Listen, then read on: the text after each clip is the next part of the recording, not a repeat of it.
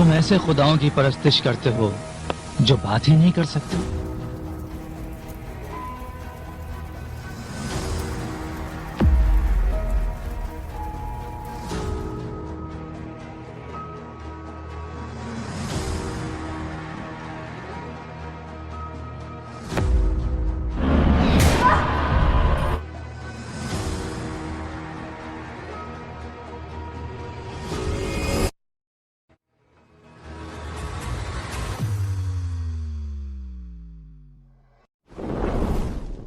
اللہ تبارک و تعالی ہر دور میں اپنے محبوب بندوں کو آزمائش میں ڈالتا رہا ہے. اللہ کے یہ منتخب بندے کئی بار مشکل ترین آزمائش سے دو چار ہوئے اور اپنی ایمانی قوت اور ارادے سے کامیاب و کامران رہے. دراصل جنت کے راستے کو اللہ نے مختلف آزمائشوں سے گھیرے رکھا ہے تاکہ جو واقعی جنت کا خواہش مند ہو وہ ان آزمائشوں کو خندہ پیشانی سے برداشت کر کے عظیم منزل کو چھو سکے. ان بندوں میں مشکل ترین اور سخت آزمائش سے گزرنے والی ایک شخصیت کا نام رازا ہے جو تاریخ کے ظالم و جابر ترین بادشاہ نمرود کی بیٹی تھی. نمرود دراصل قدیم عراق کا بادشاہ تھا جو بڑا ہی ظالم تھا اور لوگوں سے اپنی پرستش کرواتا تھا. اس کی سلطنت دنیا کے وسیع حصے میں پھیلی ہوئی تھی، لہذا مشہور ہے کہ پوری دنیا پر بادشاہت صرف 4 بادشاہوں نے ہی کی ہے، جن میں 2 مومن تھے اور 2 کافر.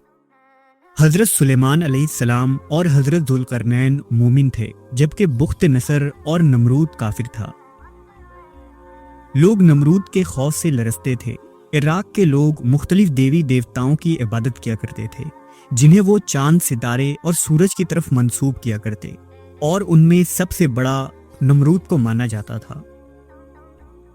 نمرود کا دعویٰ تھا کہ وہ زندگی اور موت پر مکمل اختیار رکھتا ہے. جو شخص بھی اس کی خدائی سے انکار کرتا وہ اسے یا تو سولی پر چڑھا دیتا یا زندان میں قید کروا دیتا. اس نے انسانیت پر ظلم کے پہاڑ توڑے اور غرور و تکبر میں ڈوبا رہا. لہذا اللہ نے ابراہیم علیہ السلام کو نمرود کی اصلاح کے لیے مبعوث فرمایا. دراصل حضرت ابراہیم کے زمانے میں لوگ پتھروں کی مورتیاں بنایا کرتے تھے اور شہر کے ہر علاقے اور چوک چوراہوں پر ایک بت موجود ہوتا تھا. لہذا حضرت ابراہیم ایک دن ان کے سب سے بڑے بت خانے میں داخل ہوئے اور ان کے تمام بتوں کو توڑ دیا. البتہ ان کے سب سے بڑے بت کو چھوڑ دیا اور کلہاڑا اس کے کندھے پر رکھ دی. لوگوں نے جب اگلی صبح بت کدے میں ان ٹوٹے ہوئے مورتیوں کو دیکھا تو شدید غصہ ہوئے اور نمرود کو اطلاع دی کہ یہ گستاخی صرف اور صرف ایک شخص کر سکتا ہے، وہ جو ہمارے دیوی دیوتاؤں کو برا کہتا ہے اور نمرود کو بھی خدا ماننے سے انکار کرتا ہے، اور وہ شخص تاریخ کا بیٹا ابراہیم ہے. لہذا نمرود کے حکم سے حضرت ابراہیم علیہ السلام کو گرفتار کر کے اس کے دربار میں پیش کیا گیا. دربار میں موجود لوگوں نے حضرت ابراہیم سے کہا کہ اے ابراہیم، تم نے ہمارے خداؤں کے ساتھ یہ سلوک کیوں کیا ہے؟ اس پر حضرت ابراہیم نے کہا یہ تمہارے اس بڑے بت نے کیا ہوگا، کیونکہ کلہاڑا تو اس کے کندھے پر ہے. یا تم لوگ اپنے ان ٹوٹے پھوٹے خداؤں سے ہی کیوں نہیں پوچھتے کہ کس نے تمہیں توڑا ہے؟ اس پر لوگوں نے کہا کہ اے ابراہیم، ہم ان سے کیسے پوچھیں، یہ تو بول ہی نہیں سکتے. لہذا ابراہیم علیہ السلام نے جلال میں آ کر فرمایا تو کیا تم اللہ کے سوا ایسوں کو پوجتے ہو جو نہ تمہیں نفع دے نہ نقصان پہنچائیں؟ افسوس ہے تم پر اور ان بتوں پر. حضرت ابراہیم کی باتیں سن کر بہت سارے لوگوں نے آپ کی باتوں کو تسلیم کیا. حضرت ابراہیم مسلسل لوگوں کو تبلیغ کرتے رہے اور لوگ آپ کی پختہ دلائل اور اچھی گفتگو کی وجہ سے تیزی سے مسلمان ہونے لگے. اس طرح مسلمانوں کی تعداد میں دن بدن اضافہ ہونے لگا. نمرود نے جب ابراہیم علیہ السلام کی تبلیغ کا چرچا سنا تو وہ سوچنے لگا کہ اس طرح اگر ابراہیم کے پیروکاروں میں اضافہ ہوتا رہا تو میری سلطنت خطرے میں پڑ جائے گی. لہذا نمرود کے حکم سے حضرت ابراہیم کو قید خانے میں بند کر دیا گیا. روایتوں کے مطابق حضرت ابراہیم کو 40 دنوں تک جیل میں بند رکھا گیا اور پھر نمرود نے حضرت ابراہیم کو بطور سزا آگ میں جلا دینے کا فیصلہ کیا۔ نمرود کے حکم سے شہر کے وسط میں ایک 4 دیواری قائم کی گئی جس کی بلندی 100 گز تھی۔ اس کے مکمل ہونے کے بعد اس 4 دیواری کو لکڑیوں سے بھر دیا گیا۔ جب اس میں آگ جلائی گئی تو آگ کی شدت اتنی زیادہ تھی کہ اس کے شعلے آسمانوں کو چھو رہے تھے اور کوئی پرندہ بھی فضا میں اس آگ کے اوپر سے نہ گزر سکتا تھا۔ اب نمرود کے سپاہی اس سوچ میں پڑ گئے کہ ابراہیم کو کس طرح اس آگ میں ڈالا جائے، لہذا شیطان نے انہیں منجنیق بنانے کا مشورہ دیا اور اسے بنانے کی ترتیب بھی سکھائی۔ علماء مفسرین نے لکھا ہے کہ دنیا میں بنائی گئی پہلی منجنیق وہی تھی جسے شیطان نے کوفہ میں بنایا تھا۔ بہرحال حضرت ابراہیم علیہ السلام کے ہاتھ پاؤں باندھ دیے گئے اور آپ کو منجنیق میں باندھ کر آگ میں پھینکا گیا۔ جیسے ہی حضرت ابراہیم اس دہکتی ہوئی آگ میں جا کر گرے تو اللہ کی طرف سے آگ کو حکم ہوا کہ اے آگ فوراً حضرت ابراہیم پر ٹھنڈی اور سلامتی والی ہو جا۔ چنانچہ یہ آگ ٹھنڈی ہو گئی اور گلزار بن گئی۔ ایک روایت یہ بھی ہے کہ جب ابراہیم علیہ السلام پر آگ ٹھنڈی ہوئی تو اس وقت پوری دنیا کی آگ 3 دنوں تک ٹھنڈی رہی اور اس میں کوئی اثر نہیں تھا۔ پھر فرشتوں نے حضرت ابراہیم علیہ السلام کو زمین پر بٹھایا اور ان کے آس پاس گلاب اور نرگس کے پھول کھل گئے۔ ایک روایت یہ بھی ہے کہ جب ابراہیم علیہ السلام آگ میں تھے تو چھپکلی آگ کو تیز کرنے کے لیے پھونک مار رہی تھی، اس لیے چھپکلی کو دیکھتے ہی مار دینے کا حکم آیا ہے، اور میڈک دور سے منہ میں پانی لیے آگ پر پھینک رہا تھا تاکہ آگ بجھ جائے، لہذا میڈک کو مارنے سے منع فرمایا گیا ہے۔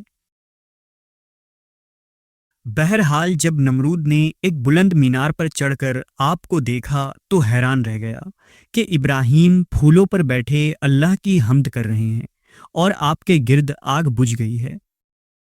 اب نمرود کو یہ خطرہ لاحق ہوا کہ اگر حضرت ابراہیم اس آگ سے بھی زندہ باہر نکل آئے تو میری خدائی خطرے میں پڑ جائے گی، لہٰذا اس نے اپنے سپاہیوں کو حکم دیا کہ منجنیق کے ذریعہ حضرت ابراہیم پر پتھر پھینکے جائیں، لیکن وہ سارے کے سارے پتھر ہوا میں ہی معلق ہو گئے اور بادل کی شکل اختیار کر گئے، اور وہ بادل خدا کے حکم سے آگ پر برسنے لگی۔ اس طرح اس حصے کے علاوہ جو حصہ گلزار بنا ہوا تھا باقی ساری آگ بجھ گئی۔ روایتوں کے مطابق نمرود کی ایک بیٹی تھی جس کا ذکر مختلف تاریخی قصوں اور کہانیوں میں ملتا ہے۔ اسلامی روایتوں میں اس کا نام رازہ یا سکہ لکھا گیا ہے، جبکہ قدیم بابلی تاریخ میں اس کا نام ازورت بتایا گیا ہے۔ رازہ کو اس دور کی شہزادی کا درجہ حاصل تھا اور دنیا کی ہر آرام و آسائش اس کے قدموں میں تھی۔ نمرود کی یہ بیٹی اپنی خوبصورتی اور ذہانت کی وجہ سے بہت مشہور تھی۔ البتہ وہ نمرود کی بیٹی تھی، لیکن وہ اپنے باپ کے ظلم اور خدائی کے دعووں سے خوش نہیں تھی اور اس کا دل انسانی جذبات کا طالب تھا۔ اس کے دل میں نمرود کے خلاف ناپسندیدگی موجود تھی۔ اس نے اپنی زندگی میں ایسے بہت سارے واقعات دیکھے تھے جس کی وجہ سے اس کے دل میں نمرود اور اس کی حکومت کے خلاف نفرت پیدا ہو گئی تھی، لیکن وہ ہمیشہ خاموش رہتی اور کبھی اتنی ہمت نہ کرتی کہ اپنے باپ کے خلاف بول پائے۔ رازہ کے دل میں ایک خلا تھی جسے دنیا کی کوئی دولت بھی پر نہ کر سکتی تھی۔ وہ ہمیشہ حقیقی خدا کے بارے میں سوچا کرتی اور غور و فکر کرتی۔ وہ اندر سے بے چین اور سوالات سے بھری ہوئی تھی، جیسے کسی ایسی چیز کی تلاش میں ہو جو اسے سکون دے سکے۔ جب حضرت ابراہیم علیہ السلام نمرود کے دربار میں حاضر ہوئے تھے اور حق کا پیغام سنایا تھا تو رازہ اس وقت وہیں موجود تھی۔ حضرت ابراہیم کے الفاظ نے نمرود کی بیٹی کے دل کو چھو لیا، اور نمرود کے ظلم کے اس ماحول میں یہ رازہ کے لیے ہدایت کی سبب بن گئی۔ یہ ملاقات اس کے دل میں اللہ پر حقیقی ایمان کی پہلی کرن ثابت ہوئی اور اس کے دل میں سکون و اطمینان پیدا ہونے لگا۔ جب ایک دن راجا نے دیکھا کہ ابراہیم علیہ السلام کو نمرود آگ میں ڈال رہا ہے تو اس کے دل میں اللہ کی محبت اور ایمان ابھر کر سامنے آئی۔ اس نے اپنے باپ سے اس مینار پر جانے کی اجازت مانگی جہاں وہ حضرت ابراہیم کو دیکھ سکے۔ چنانچہ نمرود نے اسے وہاں جانے کی اجازت دے دی۔ راجا اس بلند مینار پر کھڑی ہوئی اور اس نے بے ساختہ آواز دی کہ اے ابراہیم، میں تیرے وحدہ لا شریک خدا پر ایمان لاتی ہوں۔ جب نمرود کو اپنی بیٹی کی یہ حرکت معلوم ہوئی تو نمرود آگ بگولا ہو گیا اور غضبناک ہو کر اپنی بیٹی سے کہنے لگا کہ تو ابراہیم کے دین سے پھر جا ورنہ تیرے اوپر اپنا قہر نازل کروں گا۔ اس نے راجا کو خوب ڈرایا اور دھمکایا، لیکن اللہ کی محبت نے اس کے دل سے ڈر و خوف کو ختم کر دیا اور اس نے ہر اذیت اور مشکل اٹھانے کا فیصلہ کر لیا۔ نمرود جب راجا کو سمجھانے پر عاجز ہو گیا تو اس نے اپنی ہی بیٹی کو جلادوں کے حوالے کر دیا۔ جلادوں نے راجا کو دھوپ میں لٹا کر ان کے ہاتھوں میں میخیں ٹھوک دی۔